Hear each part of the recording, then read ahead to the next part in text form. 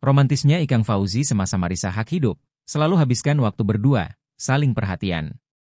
Terungkap hubungan rumah tangga Ikang Fauzi dengan mendiang sang istri, Marissa Haque selama 38 tahun bersama.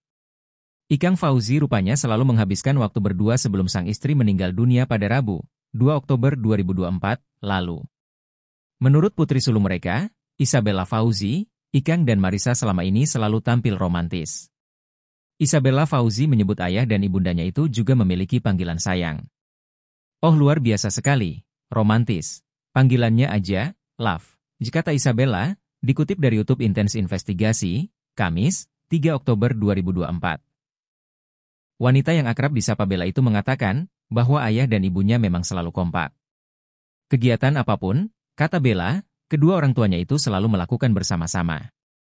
Bahkan Bella juga teringat saat ibunya yang kerap mewarnai rambut ayahnya itu agar terlihat lebih muda. Terungkap rahasia keharmonisan rumah tangga mendiang Marissa Haque dengan Ikang Fauzi. Dalam suatu kesempatan, Ikang Fauzi memberikan jawaban soal cara menjaga keharmonisan rumah tangganya dengan Marissa Haque. "Jadi memang kebersamaan itu ya, maksudnya keawetan kita bersama bukan hanya membahagiakan dengan memberi apa yang dia mau. Dia harus menerima apa yang kita punya. Karena kalau kita dapat yang lebih belum tentu akan begitu terus juga. Sesuatu yang ada kita perbaiki," kata Ikang. Ikang mengatakan jika momen kecil itulah yang membuat keduanya semakin dekat dan harmonis.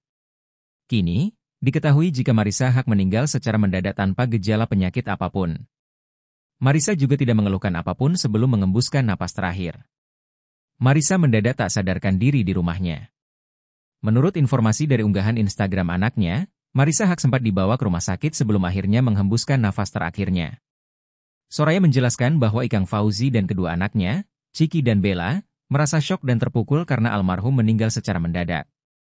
Soraya memastikan bahwa Marissa tidak mengeluhkan apapun sebelum mengembuskan napas terakhirnya sehingga keluarga sempat syok dengan kepergiannya yang secara mendadak.